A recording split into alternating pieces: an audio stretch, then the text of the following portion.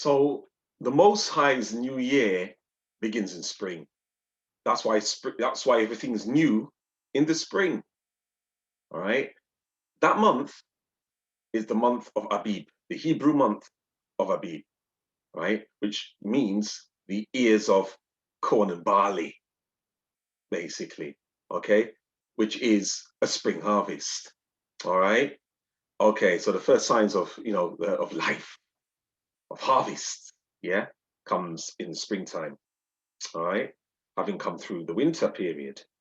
Okay, we've a video's just been done on the Passover. That's the first of the 7 annual holidays. Now that Passover evening, all right, sets the scene where unleavened bread is eaten. Yeah, no leaven, just unleavened bread alone. And that then extends into a 7-day long, after that, a 7-day long period of the eating of unleavened bread. All right. So you've got the Passover evening on the 14th of Abib, followed by the 15th of Abib, all right, which kicks off a 7-day period of the Feast of Unleavened Bread, with one, starting on the 15th, which is a high day, and then the final 7th day itself as well. All right. Okay. So welcome. Yeah, my name is Dawad from Israel Awake. So greetings, Akiam wa Akwath. In this video then, we're going to take a closer look at this Feast of Unleavened Bread. Yeah, what is it? What do we need to know about it? And is it relevant for today? Okay, should we be observing it today? And if so, why? Yeah, so these are the things that we're going to be looking at in this video. All right, so Akiam wa Akwath, let's get straight into it. All right, let me get some scriptures up on screen. Okay, I'll give my apologies from now because internet seems to be quite slow today. But yeah, please do bear with me. Yeah. Right. Okay, let's get straight into it. So let's go again. Let's get the background to the Feast of Unleavened Bread. So when we're talking about the Feast of Unleavened Bread, then, all right, it really is like an extension from the Passover. In fact, Passover is also known as a day of unleavened bread. All right, some people use those terms interchangeably. Even within the scriptures, the terms are used interchangeably. All right. Okay. So let's go to Exodus chapter 12. I've got it on screen. All right. I'm going to read. First of all, I'm going to go read verses 15 to 20. So let's scroll down to verse 15. All right. In fact, let me back up. Let me back up a bit. All right. Let's back up a bit to. In fact, I'm going to back up to verse 12 actually, right? Because we've done a video on Passover. So let's just touch on the Passover as we move into the extended days of unleavened bread. All right. So let's start from verse 12. For I will pass through the land of Egypt this night. I will smite all the firstborn in the land of Egypt, both man and beast. And against all the gods of Egypt, I will execute judgment. I am the Lord. Yeah.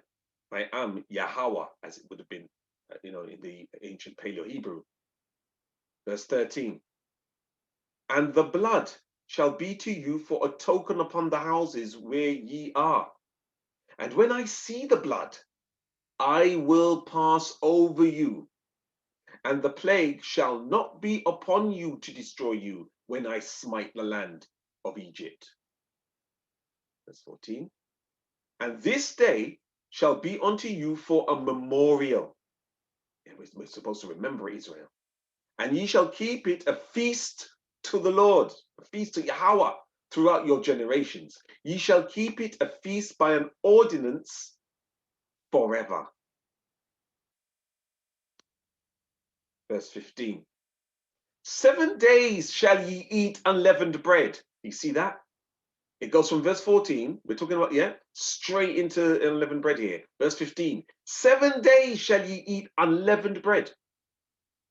Even the first day ye shall put away leaven out of your houses.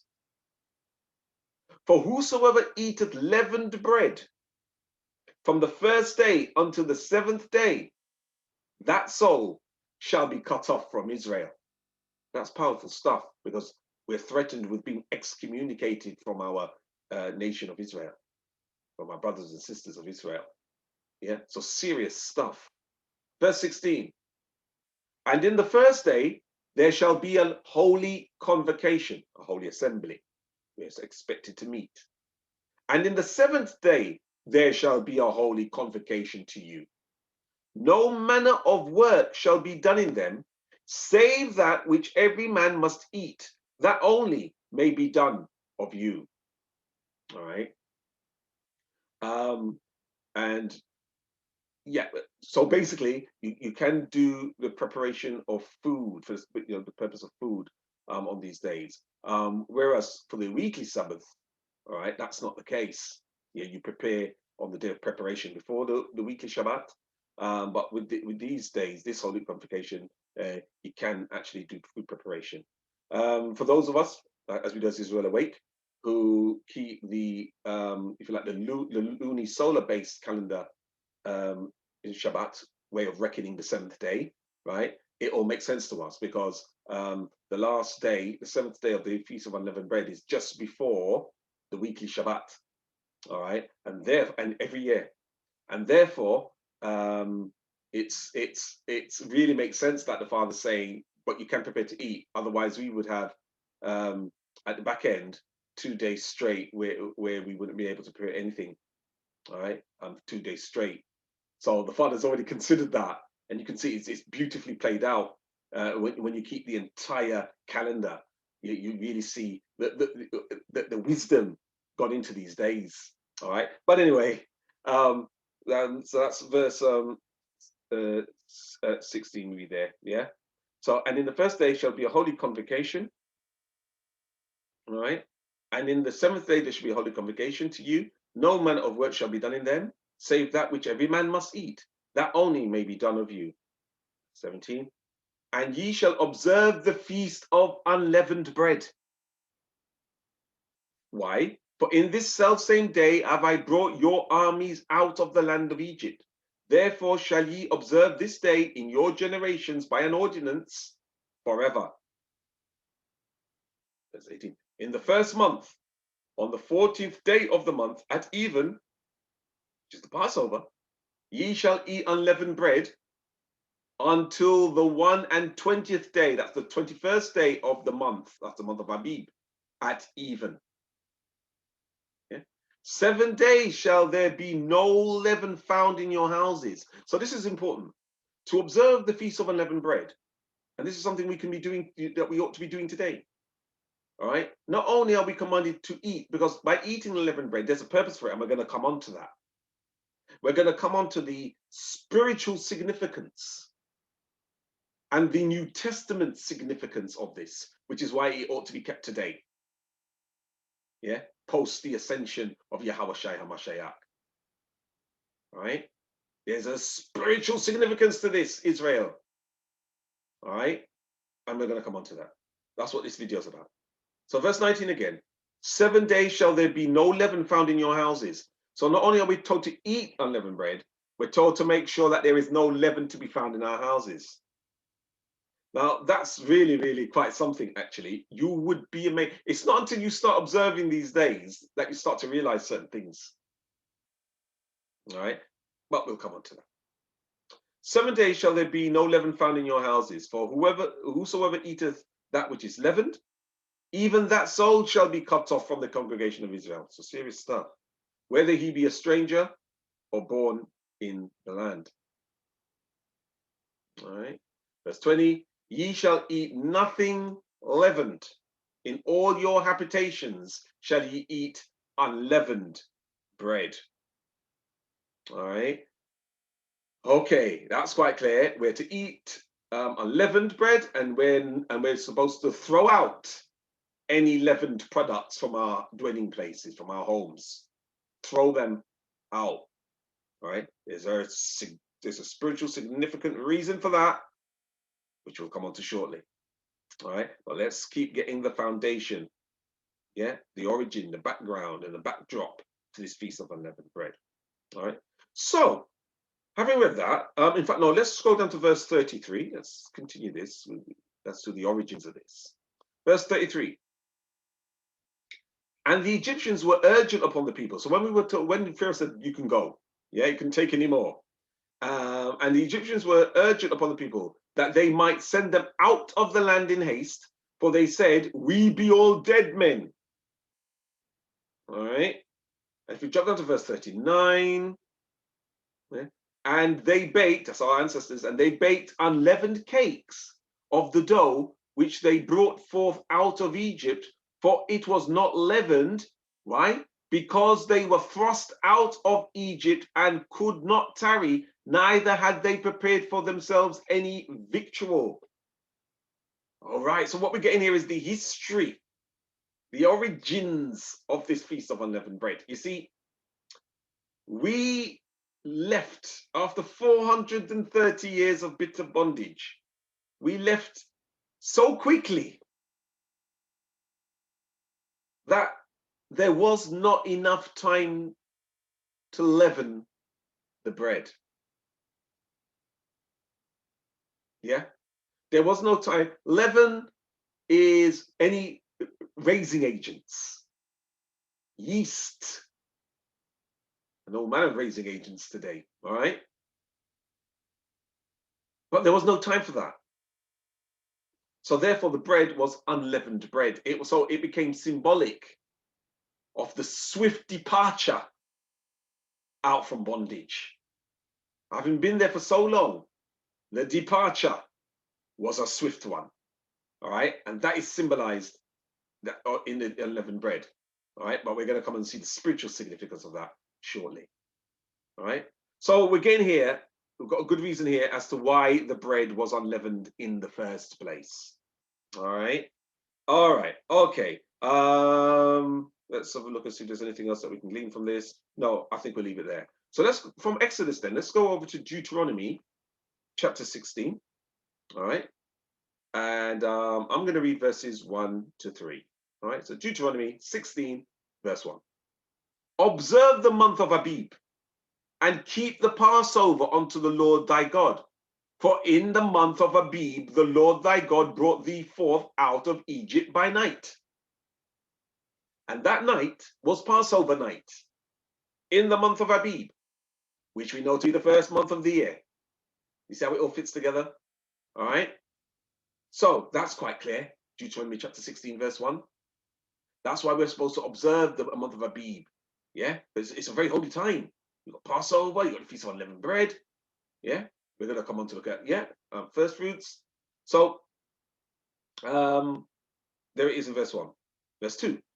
Thou shalt therefore sacrifice the Passover unto the Lord thy God of the flock and the herd in the place which the Lord shall choose to place his name there. All right. So that's how it was done back then with if you like, with the, pre-Yahushai. Clearly, Yahushai is our Passover. So we have an eternal sacrifice, a once and for all sacrifice. That's the point about Yahushai. He's once and for all. All right. Moving on to verse 3. Thou shalt eat no leavened bread with it. So that's when you start with the unleavened bread at Passover. Thou shalt eat no leavened bread with it. 7 days shalt thou eat unleavened bread therewith, even the bread of affliction. For thou camest forth out of the land of Egypt in haste, making it very clear. Yeah, in a hurry, that thou mayest remember the days when thou camest forth out of the land of Egypt, all the days of thy life. The Father wanted us to remember, to never forget that with his strong hand and outstretched arm, he delivered us from that bondage. We were never to forget that. We were to be empowered by that. We were to be filled with faith by that.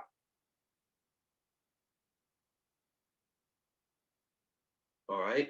And devotion and love for Yahweh. All right. Okay. So we see that there. Now then, with that background, now we can see why yeah, it's quite clear. It's something that he wants us to remember, which is why it's one of the holy days listed in the list of holy days, or 7 of them, in the Leviticus chapter 23. So let's get that up on screen. I'm going to go straight to verse 23. Let's go straight to verse 6. All right. Right then, Leviticus 23 and verse 6. And on the 15th day of the same month, which is Abib, is the feast of unleavened bread unto the Lord. 7 days ye must eat unleavened bread. All right. So it is a commandment, Yashallah. It's a commandment. All right. With purpose, with meaning, rich in purpose and rich in meaning. All right. We are commanded to keep it as a memorial forever. All right. In fact, what I'm going to do actually, let me go back to Exodus 12 actually. All right. Let me go back to Exodus 12 just to really illuminate this point. All right. Really, because the reason why I want to illuminate this, because there's so many people who claim to, who believe that they're serving with all their heart, mind, and soul, Yahweh, but are not yet observing these days, and these are wonderful days to be observing. We ought to be observing them. We are commanded to observe them, Yeshua. All right. So Exodus chapter 12, verse 14. And this day shall be unto you for memorial, and ye shall keep it to feast to the Lord throughout your generations. Ye shall keep it to feast by an ordinance forever. Yeah, it's a memorial. All right. It probably would be better if I showed you. Hold on, let me just go to Exodus. Let me just get the whole chapter up, actually. Let me get the whole chapter up so you can see people's verses. All right. So Exodus, bear with me. So Exodus 12. All right. Let's go down. Yeah. Yes. All right. So memorial forever. Let's go to, here we go here. There it is again. Yep. Verse 14. And this day shall be unto you for a memorial, and you should keep it a feast of the Lord throughout your generations. Right. Okay. That starts with the Passover. Previous verse 13 is relating to the Passover, and that's when you start to eat the unleavened bread. Okay, let's go over to the next chapter. So let's go to chapter 13. All right. Let's go to verse 7. Right. Okay. In fact, let's go to verse 6. Verse 6. 7 days thou shalt eat unleavened bread, and in the 7th day shall be a feast to the Lord. Verse 7. Unleavened bread shall be eaten 7 days, and there shall no leavened bread be seen with thee. So we're not to have any leavened products, no puffed up products, no products with raising agents in them are we to have anywhere around them. Why? We're going to come to that.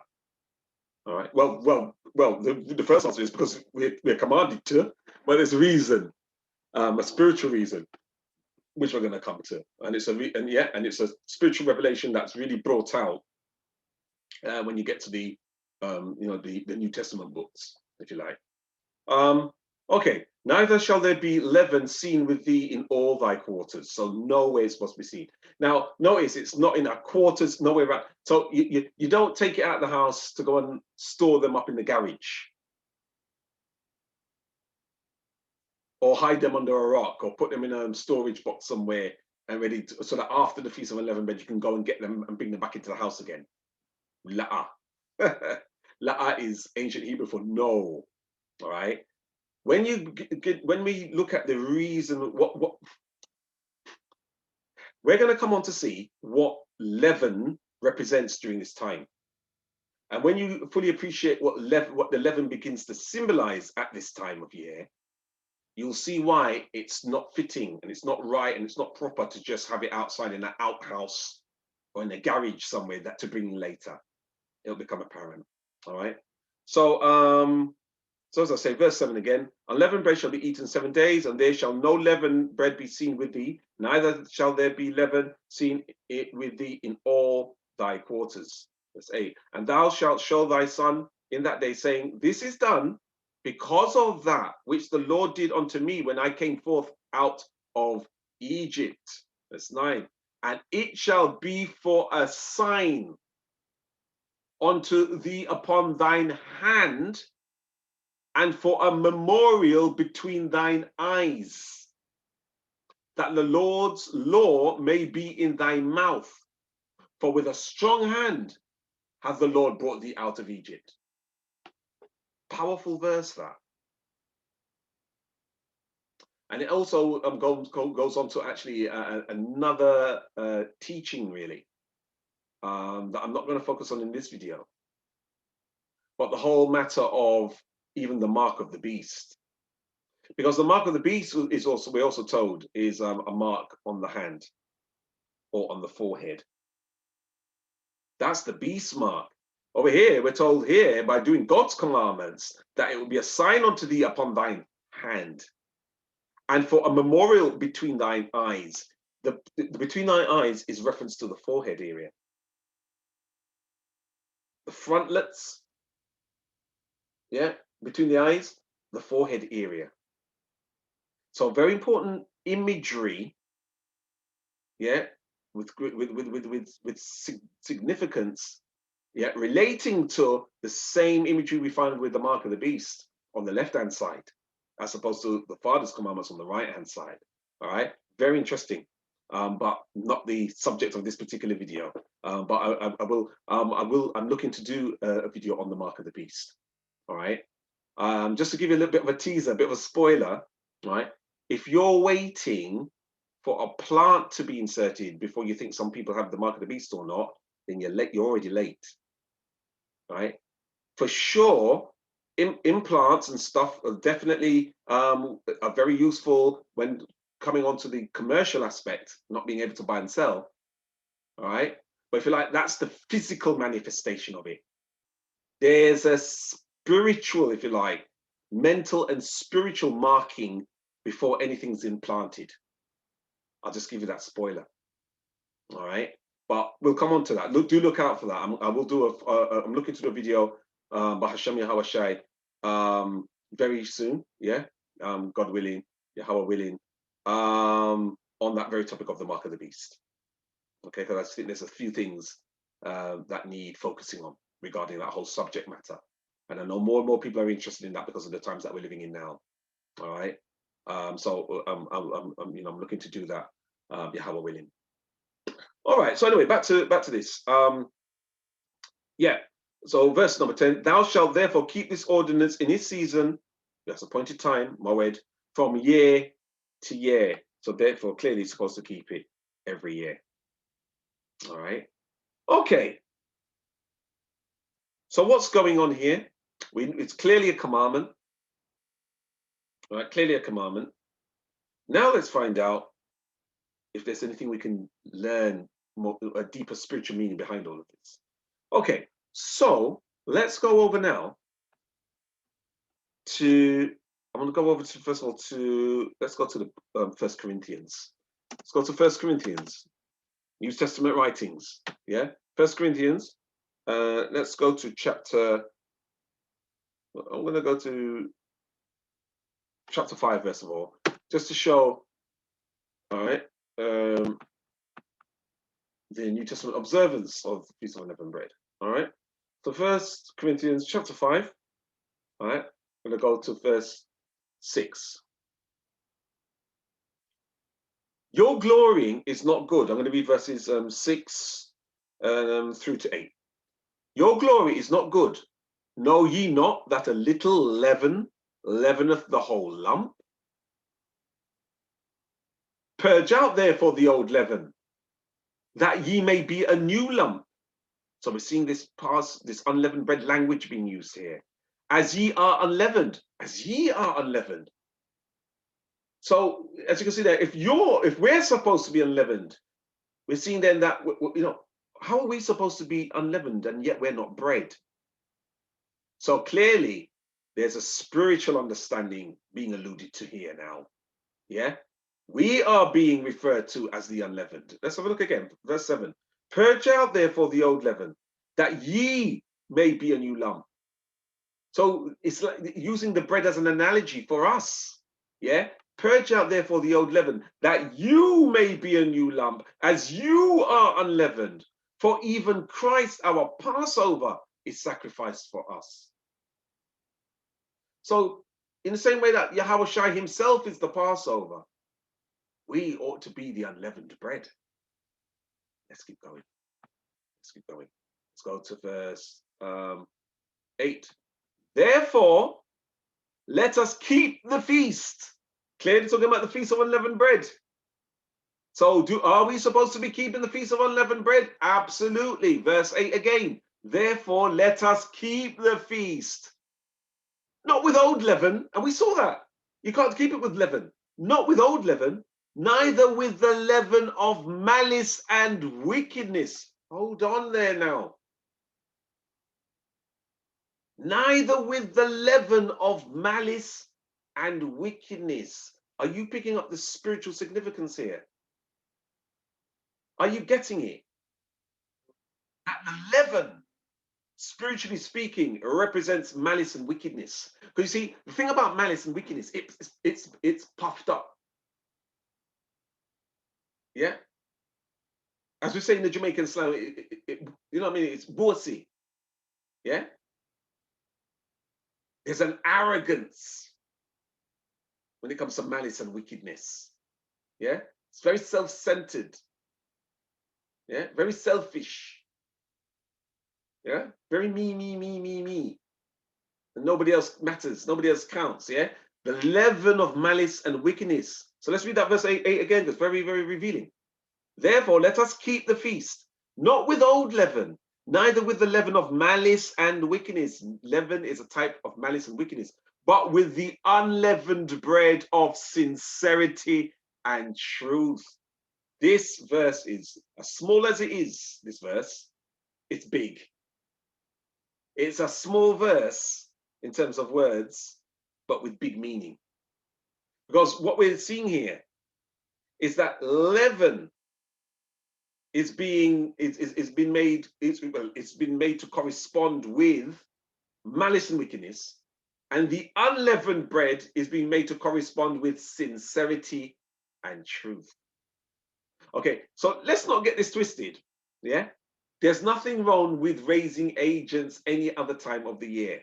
It's not wicked, it's not malicious to eat leavened bread or any other lawful leavened product, right, for any other time of the year. But during the days of unleavened bread, yeah, this is the time where the leaven becomes symbolic of malice and wickedness, whereas the unleavened bread becomes symbolic of sincerity and truth. And we're told to purge out. Yeah, verse 7. Purge out, therefore, the old leaven. That's why. So what you're trying to do is you're throwing out from your dwelling place, from yourself, from your life. You're not going to take on. You're not going to eat malice and wickedness. You're not going to consume malice and wickedness. You're not going to allow malice and wickedness any place in your home or in your dwellings. Now, I said before, things will begin to make sense. Seeing as then for these days, these holy days, right, of unleavened bread, that leaven represents malice and wickedness. Can you see why, if you're supposed to be throwing it out of your life, throwing it out of your space, right? Can you see why just putting it into the outhouse or the garage or some other place outside with the intention of bringing it back in? Can you see where that might be to miss the point? Because isn't that one of the problems in life? That often people think, some people, want to overcome a sin or weakness, a frailty of some kind. Yeah. Only to then bring it back in to their lives. Only to then go and revisit that same sin again and again and repeat the same sin. Do you see that?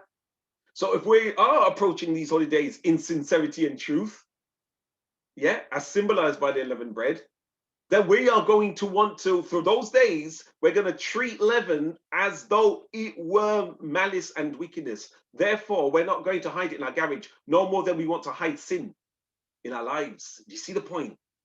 You see the point, Yashrallah? So important. Throw it out. I don't care if you just bought it the other day and it's still good to eat. Throw it out. It needs to go in the bin, never to return back into the house. All right? You've got to follow this analogy through to its completion, right? It may sound, it might sound a bit far-fetched or taking it too far. It's the commandments. It's the commandments. The Father takes it seriously. We read, he threatens excommunication from Yashwallah. So you go from being his chosen people to people refuse. We don't want that. All right, we don't want that. So important to get this point, because this really is at the heart of why we ought to be observing it today, because that's still an issue today. Yeah, getting malice and wickedness out from our lives and keeping it out. See, this is the point. It's one thing to overcome, but then you've got to remain overcoming, if you like. All right, we've got to. We've been told that we have to endure unto the end. Yeah, it's he who endures unto the end is saved. Yeah. Yes, we have the promise of salvation. All right, and we ought to be confident in that. All right, but it's not over till it's over. We still have to endure. We have to endure, remain on the straight and narrow path. Yeah. Therefore, we have to keep sin out. It's one thing to throw it out. Next step, keep it out. And that's the whole point behind these days. All right. Okay. That was verse verse 7-8. That's fine. Let's go now. Let me go back up here one moment. Okay, that's First Corinthians chapter 5. Yeah. That's fine. Yeah, beautiful. All right, great. Let's move on from there then. Let's go now to, let me go to the previous chapter. Yeah, so First Corinthians chapter 4. Let's take a quick look at verse 6. It's like here. And these things, brethren, I have in a figure transferred to myself and to Apollos for your sakes, that ye might learn in us not to think of men above that which is written, that no one of you be puffed up for one against another. Right? I'm going to this verse just to show you, look at the language here. We're told not to be puffed up. I mean, that's a term I still hear today. We all know what that means, puffed up, big up your chest, push your chest out in an arrogant manner. Yeah, I'm not talking about, wholesome self-confidence on the right-hand side. I'm talking about on the left-hand side when you've got this almost, sort of satanic counterfeit of that. Yeah, this sort of malicious arrogance, right? So clearly, we're told not to be puffed up for one against another, and proud in that way. All right. I just wanted to bring that out. Also, let's go over to First Corinthians. Let's go to the 8th chapter. 8th chapter, which is the First Corinthians. Let's go over to chapter 8. All right. Okay. So First Corinthians chapter 8, verse 1. Now, as touching things offered unto idols, we know that we all have knowledge. Knowledge puffeth up, but charity, which is the old word for love, edifieth. And that's so true, yeah, because often the people who are very knowledgeable can get very puffed up in their knowledge. That it's one of the reasons why, a lot of people find there can be many scientists who can appear to be very puffed up, because they have so much knowledge, they tend to look down. I've heard so many people say that about, if you need help with, especially back in the day, with an IT specialist. No disrespect to all the IT specialists out there, right? But there's a pretty running joke about, the IT man or woman, yeah? And, because they appear, they seem to have a lot of knowledge, the kind of knowledge that really frustrates other people who get frustrated at their computers, yeah, and all the rest of it. That often the IT department can often appear very arrogant, puffed up, right, and sometimes impatient if you've got the wrong people that you're dealing with when it comes to that. But those who know what I'm talking about will get the gist of that. All right, knowledge can puff up. All right, And that's why we have to watch it. That's why we're told not to lean on our own understanding as well, and to humble ourselves before Yahweh, because otherwise we're at risk of being puffed up. All right. Again, yeah, showing you the attributes of leaven. Leaven is a puffed up product. Yeah, it puffs up, should I say. Puffs up. Yeah. Yeast is there to puff up the pastry. Yeah. So to speak. Yeah. Okay. Just on that point as well, just to share with you, it's not until you actually do this that you actually come across some life lessons. Because often what we found some years back when we were doing this first time around, you'd be amazed how many products actually have some sort of raising agent or some sort of yeast or yeast extract in them, right? A few years back, I never would have thought that you could buy a packet of crisps, yeah, or as they say in the States, a packet of chips, yeah, a packet of crisps that has got yeast extract in them. They don't all have them, but a lot of them do. You think, also, what's yeast extract doing in a packet of crisps, right? And there's so many other forms of raising agent, yeah. Bearing in mind as well that bicarbonate of soda is a raising agent, all right. It's you'd be amazed. So that's just like life, because for those who don't know the law, all right, there's many people doing things who have no clue that what they're doing is actually unlawful. It's not until you start to want to keep the Father's commandments that you realize, oh my word, you mean all along that was sinful, all right? For a lot of people, it will be basic things, all right, like I don't know, like the observance of the Sabbath day, or the dietary laws. All right, many of whom people think have been done away with, where scriptures may seem to allude to that, but until you marry all the scriptures, you run the risk of thinking that it's okay to eat, for example, pork today, when actually it is unlawful.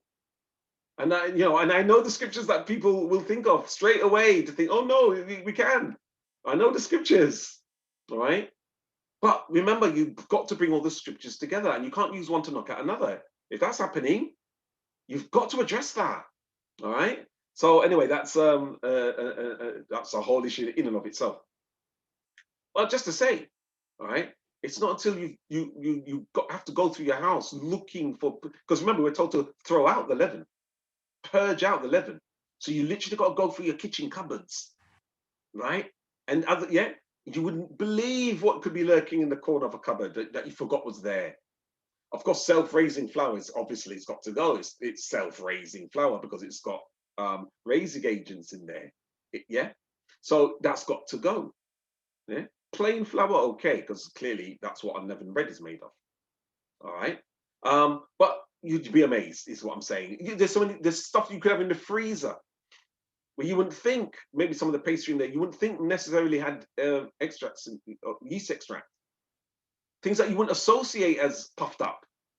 Yeah, so it's always worth looking in the ingredients just to make sure. Be very diligent, and that's another, it teaches you discipline and diligence as you go leaven seeking, leaven hunting, leaven destroying. You have to get it out from your house and throw it out, and to keep it out. All right. So it's very interesting that when you come across that. So it's just like life itself. Yeah, you sometimes you're unaware that you've got sins lurking in your spiritual cupboard. When the people talk about he's got skeletons in his closet. Yeah, well, often alongside the skeletons in the closet, maybe a lot of leaven in the closet as well. Yeah, so we've got to get these things out. All right. So anyway, just wanted to share that little sort of like anecdotal experience from the past there. Okay, that was chapter 8. All right. Yeah, Proverbs. Yeah, so that's why we're not to lean on our own understanding that can make us puffed up. Yeah, and there's a way that seems right to a man, but can lead to death. Yeah, that's why we have to follow the Father's way. All right. That's we read about that in Proverbs chapter 14, verse 12. All right. Okay. Even the Pharisees, Yeah, and the Sadducees, Yahushua to warn about their them being puffed up and leavened. Let's take a look at that. All right, before we bring this to a close. All right. Yeah, let's go to Matthew chapter 16. All right. Let's go. Okay, so Matthew chapter 16. All right. Matthew chapter 16, and let's start from verse 6. So Matthew chapter 16, verse 6.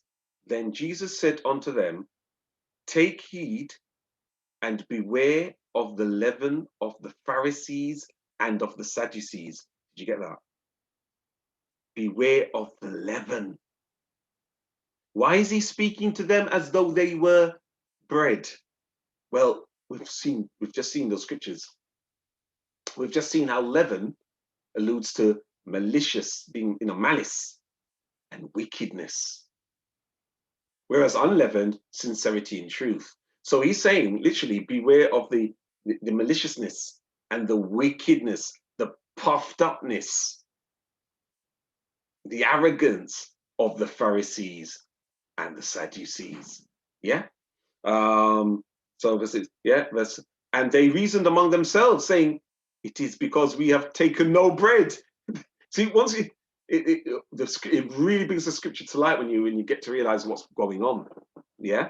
So at first, the disciples had no idea what he was talking about. Why was he referring to them as though they were bread? They were asking a question, yeah? And they reasoned among themselves, saying, it is because we have taken no bread. Yeah, missing the spiritual significance. We don't want to miss that spiritual significance today. All right. In these days of unleavened bread, we want to be able to understand the spiritual significance. All right. So like if we're knocking the camera there. All right. All right. So verse 8.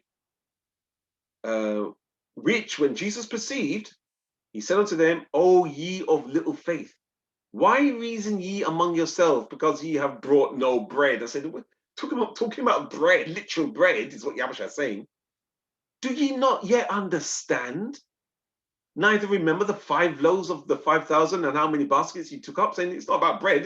Have you forgotten already that we can, pray for bread to come? It's not about the bread, is what he's saying. Yeah. Neither the 7 loaves of the 4,000 and how many baskets you took up. How is it that ye do not understand that I speak it not to you concerning bread, that ye should beware of the leaven of the Pharisees and of the Sadducees? You see that? You've got to understand the spiritual significance, you see, of what's meant by leaven. And by understanding that spiritual significance, you get to understand the spiritual significance of the days of the Feast of Unleavened Bread. And why we should be keeping it today. Right? Verse 12. All right. Then understood they how that he bade them not beware of the leaven of bread, but of the doctrine of the Pharisees and of the Sadducees.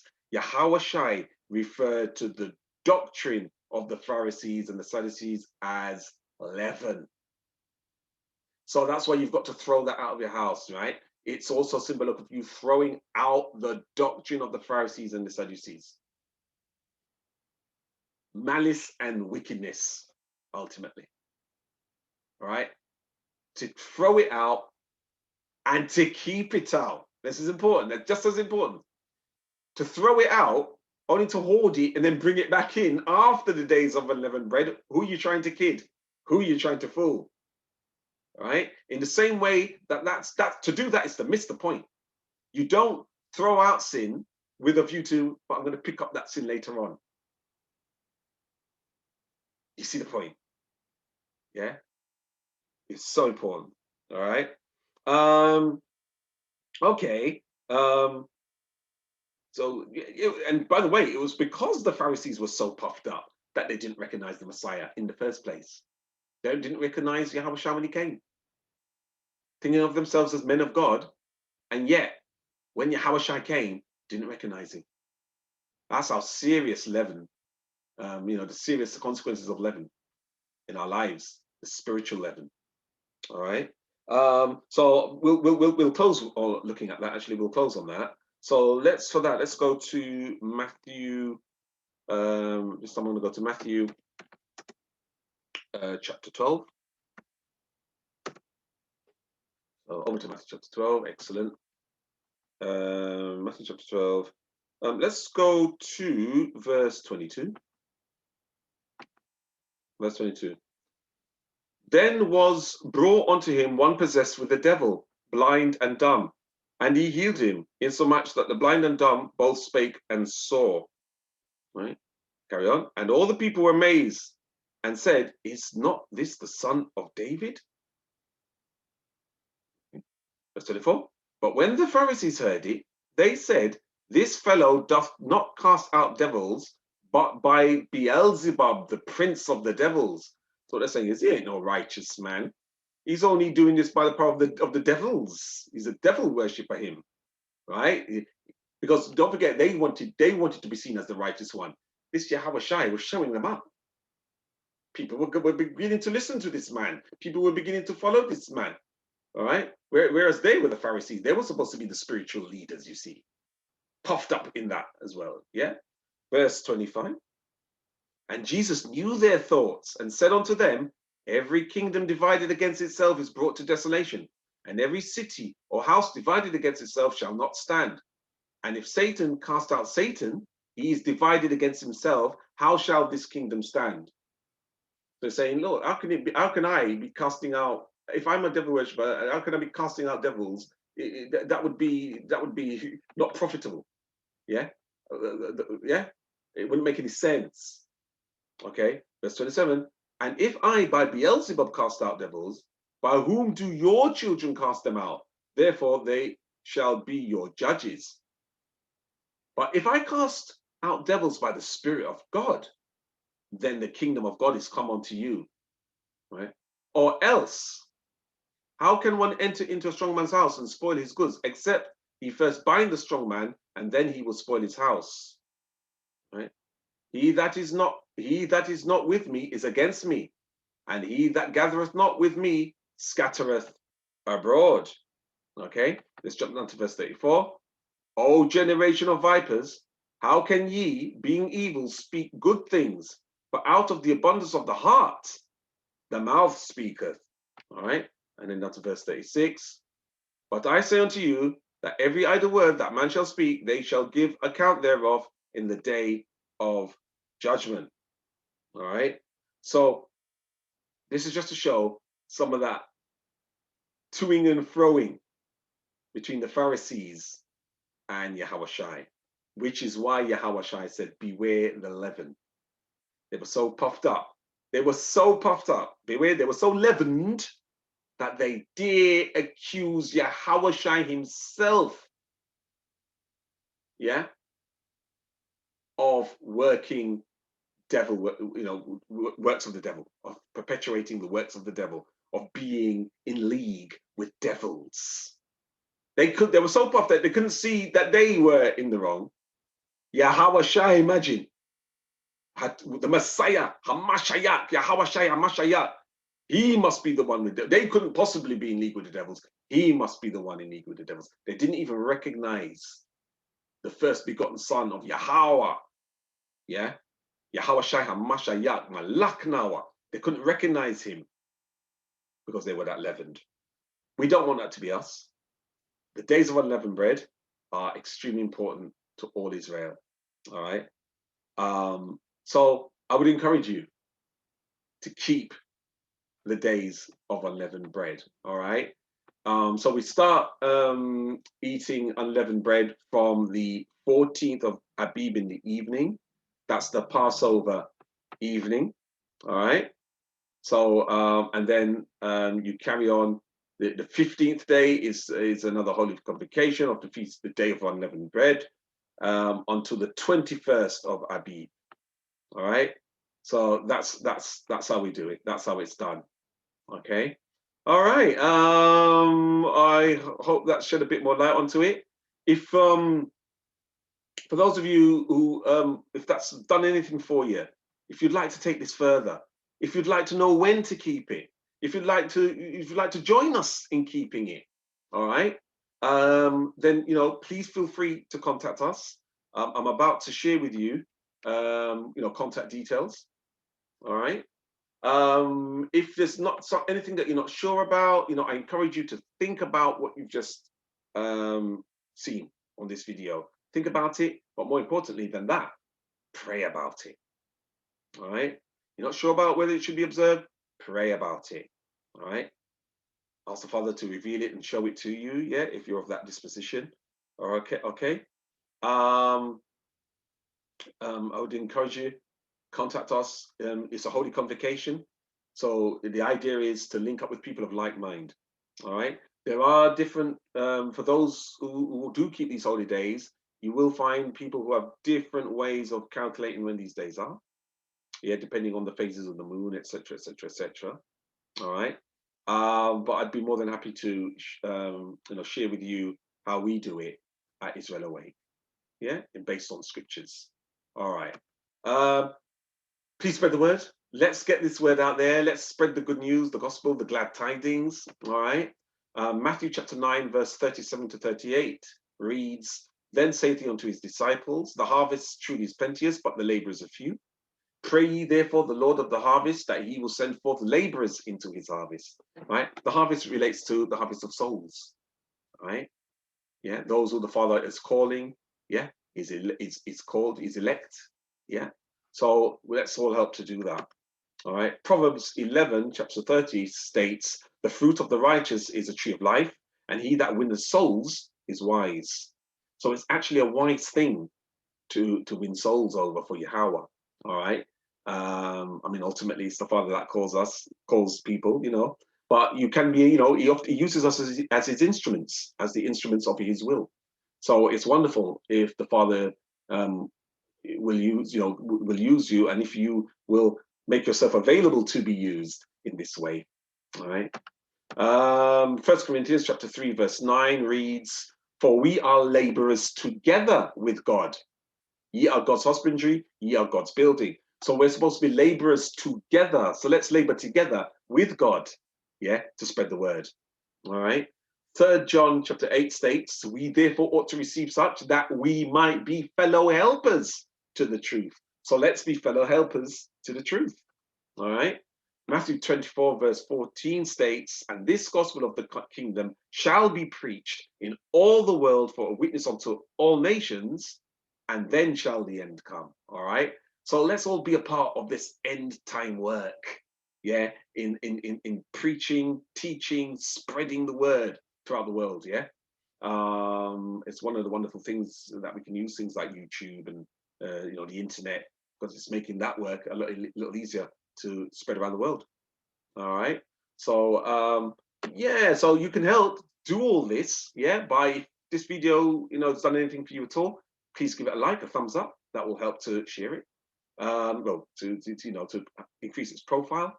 And do actively share it with your friends, family, networks, contacts. All right. Please do subscribe if you've not subscribed already, to ensure that you receive forthcoming videos. Please do click on the full bell when you're subscribing, to ensure that you do indeed receive full notifications. And of course, if you've got any thoughts, questions, queries, something you just might want to share, whatever the case may be, please feel free to send us an email. All right. IsraelAwaken7@gmail.com. All right. That's IsraelAwaken7@gmail.com. So that ought to do it. All right.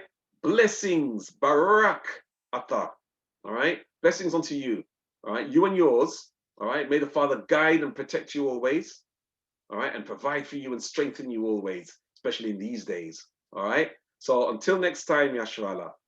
Kwam Yashrala. Shalom.